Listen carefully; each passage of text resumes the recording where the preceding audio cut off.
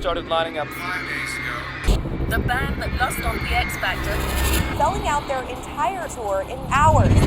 Hi, welcome to What the Flick, everybody. I'm Matt Atchity, editor-in-chief of RottenTomatoes.com, Alonso Duralde of Linoleum Knife and The Wrap, and Christy Lemire of ChristyLemire.com. Perhaps you've heard of it. We are talking about One Direction. I saw the Justin Bieber movie a couple years ago. I think I've filled my quota of movies about young dudes that sing, but you guys saw it. We did. Yes, just go watch the Justin Bieber film 5 times.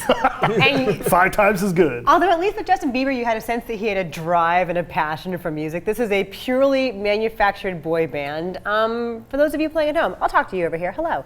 For those of you playing at home, One Direction is a purely manufactured Simon Cowell confection composed of X Factor rejects who were thrown together because they were really cute and had a shared love of hair product.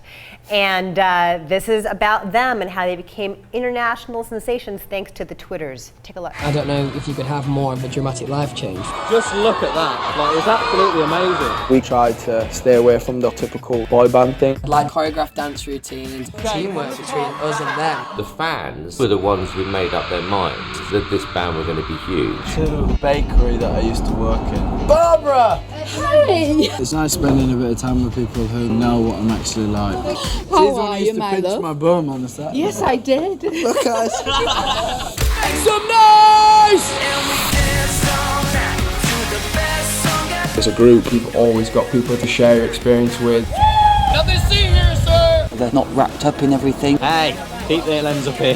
Just 5 normal lads having the time of their life. We like the X on. Hang on, we've got something here. So did you guys know anything at all? Did you know anything at all about One Direction prior to this? This is, it's funny because... They didn't win on X Factor. Yeah, exactly, I knew that. Yeah, Dave actually said this on Facebook yesterday, but it was the same for me too. I know they sang that low self-esteem song and that one of them was named Harry, and that was all I knew going in. And that one, the Harry one, dated Taylor Swift. Right. Right. I had a lot of... didn't date Right, Taylor? right. Yeah, And he knows... Even Alonso. Right.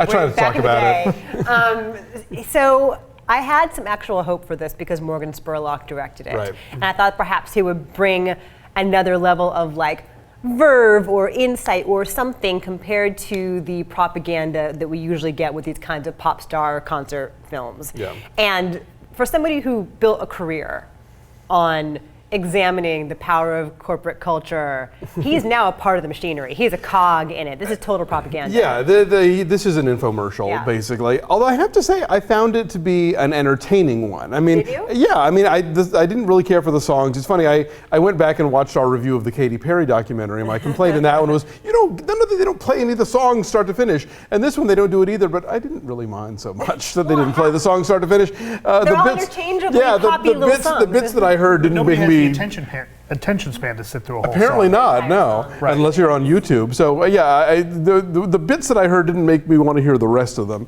But the guys come off so charming, and they're nice to their parents, and they seem to get along. And I mean, yeah, this is clearly a very kind of whitewashed version of what life on the road with these guys must be like, because let's face it, they're getting crazy laid. Right, and they must be getting drunk, and at least one of them has to smoke. No one does anything like that at all curse. here. I mean, it's like it's such clean living. It's kind of like, I'm not buying this. Yeah, they're all of like legal drinking age in England. There's no way that they're like not hammered at some Exactly. point. At one point though, Liam, right? Louis and Liam are kind of the interchangeable blondes.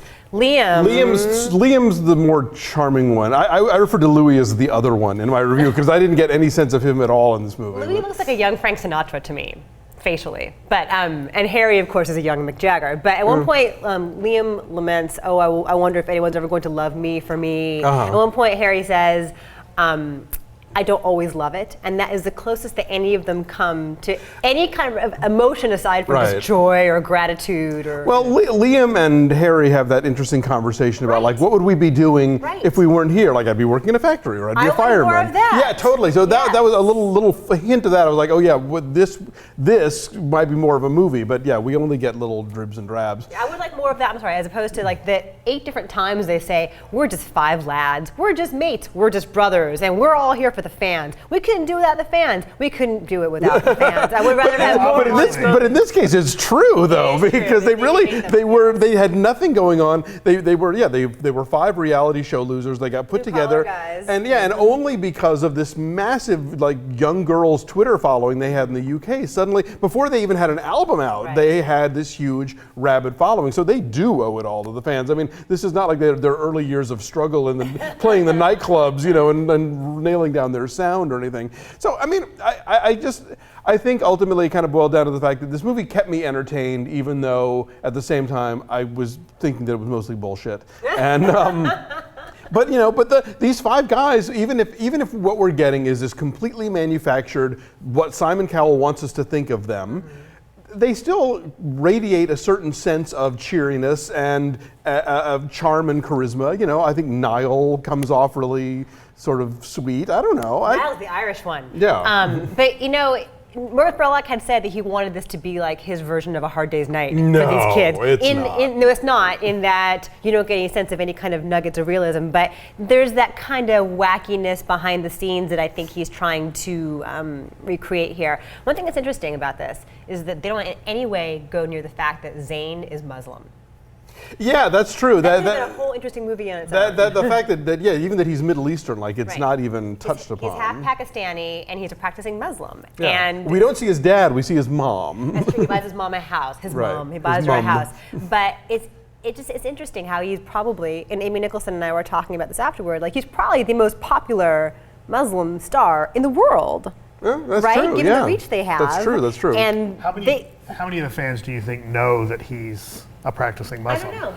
His last name is Malik. I mean, it's right, but that doesn't mean they know. No, they probably aren't putting two together, and I'm sure they're not pushing that in the press materials or whatever, the PR. But it's an interesting angle to somebody in a film where there aren't a lot of interesting angles that are bothered to be explored. And really, even just in telling the story of this band, Spurlock doesn't do a very good job in terms of the chronology. I mean, this band's been around since 2010, and I was still confused as to when things were happening. Like at one point, Niall says, "Oh, now we're recording our 3rd album." Like, wait, third album? Where was the? Like they glide right over the first 2, and then I guess so that means that this was multiple tours because it's edited as though this were one giant tour. I think it's one giant tour, and they keep going back to the O2 show in London, the O2 Arena show in London, and then they stop at like Norway, and they stop in Mexico City, and then they keep going back. I agree, it's goofy. It's not very clearly, All right. But I had a good time-ish. It is what it is for the people who want it to be that. Absolutely. And I think that people that like that sort of thing will like that sort of thing. I keep wanting substance. What's wrong with me? I think that the parent who draws the short straw and has to take their kids will not be in total hell for 90 minutes. It's not that terrible. No. So it's not as bad as going to an actual One Direction concert, which would be ear splitting.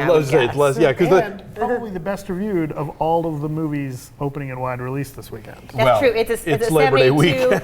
It's a 72%. Yes. Okay. So what is your number? I give it a 6. It was 4.8. I was not bored. Our average is a 5.4. Yes, it's at 72%. I think everyone's sort of like, it's not as terrible as we feared it might be. I think in 10 or 15 years, when they're doing their reunion tour, they'll have much more interesting stories to tell about this period of their career that we're not getting in this movie. Right. Now I'm curious to know, who's going to come out and who's going to have the drug problem. They will all identify themselves eventually. So see this if you have an 11-year-old girl in your house. Bye.